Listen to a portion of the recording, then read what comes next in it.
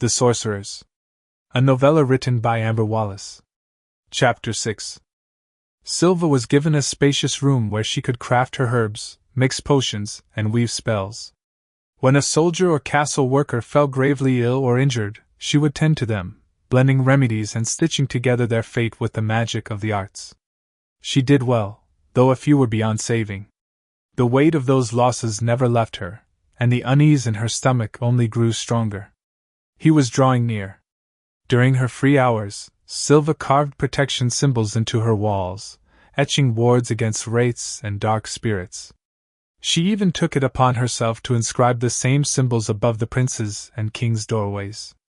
Servants and guards alike regarded this practice with wary eyes, whispering amongst themselves and giving her a wide berth as she worked. Their concerns eventually reached Alec, but he assured them all was well, much to the king's disapproval.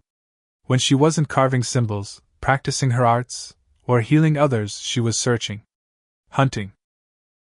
Trying to find him. She still didn't understand why this dark sorcerer had set his sights on the mortals, but she knew it was nothing good. That afternoon, the feeling in her gut twisted unbearably. He's here. She grabbed her cloak from the wall, and was out the door in an instant. Barlo, startled from his nap, bolted upright, his tail flicking in agitation. "And where do you think you're going?" he demanded, bounding after her, struggling to match her long strides. Silva didn't answer. She pressed forward, her focus sharp. As they passed the side table, Barlo leapt onto it and from there onto her shoulder, huffing as he settled in place. He hated exercise. The stables loomed ahead. Silva strode inside, startling the stable boy as he shoveled hay. Without hesitation, she seized her mare's reins and swung herself into the saddle. The horse reared slightly but obeyed, bolting out of the castle gates before anyone could stop her. She followed the pull in her stomach, riding toward the far reaches of the woods. The bright afternoon light dimmed as she ventured deeper. Shadows stretched long and dark, swallowing the path. Barlo tensed on her shoulder, his fur bristling. He didn't like this. A shriek shattered the silence. Too late. A wraith burst from the darkness, slamming into Silva and Barlo with bone-chilling force. They hit the ground hard, rolling across the damp earth as the mare screamed and fled into the trees. Silva reacted instantly. She drew her dagger and slashed at the wraith as it lunged again. The creature, an amorphous shadow with piercing red eyes, twisted unnaturally, dodging the blade with ease. It shrieked, its clawed fingers swiping at her weapon, knocking it from her grip. The wraith coiled above her, then dove. Silva thrust her hands forward, concentrating. Light flared from her palms, brilliant, searing. The wraith shrieked as the magic caught in midair, the brightness ripping through its form. It convulsed violently, writhing as its shrieks reached a deafening pitch.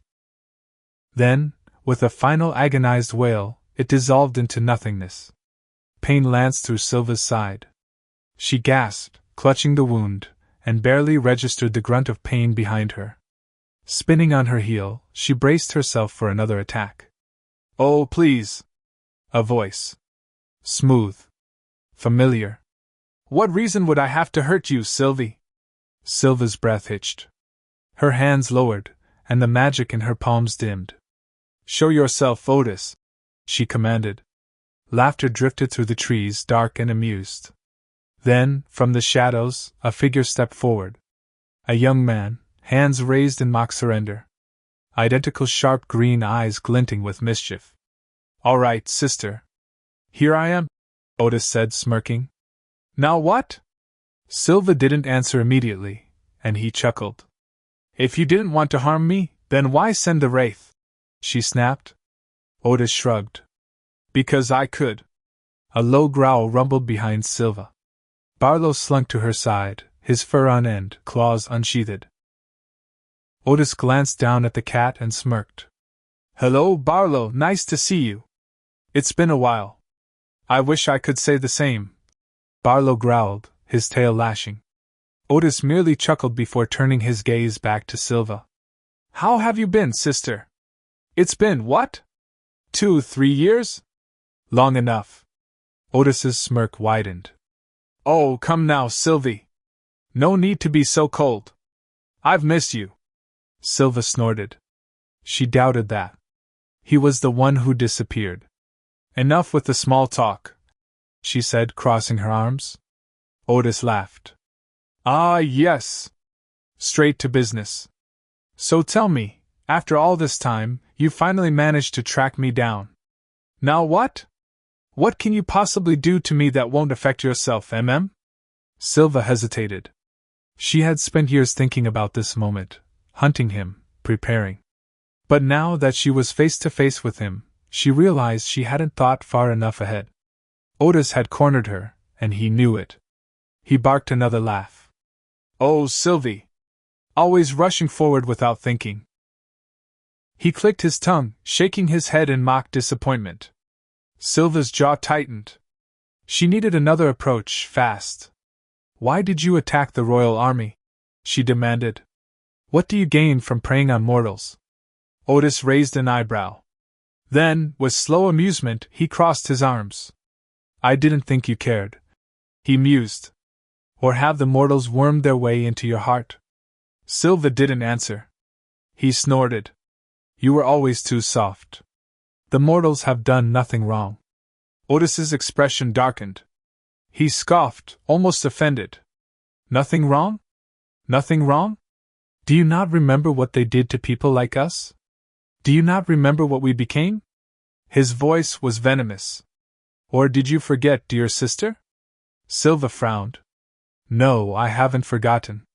But they are only human. They don't understand our ways. They fear what they don't know. Exactly. Otis hissed. He began circling her and Barlo, his movements slow, predatory. Which is why they need to be put in their place.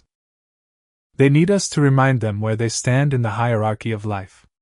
Silva said nothing, watching him complete his circle until he was once again in front of her. Their identical green eyes locked. You can still join me, Silva, he coaxed.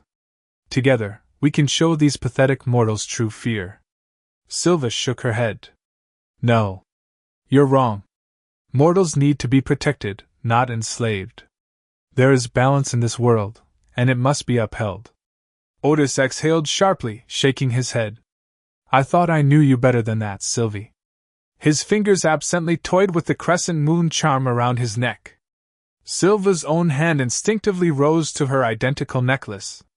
Otis smiled, something almost nostalgic flickering across his face.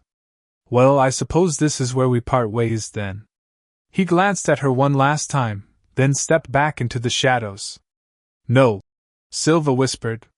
She lunged, desperate to grab him, to stop him. But her fingers met nothing but empty air. His laughter echoed through the trees, lingering long after he was gone.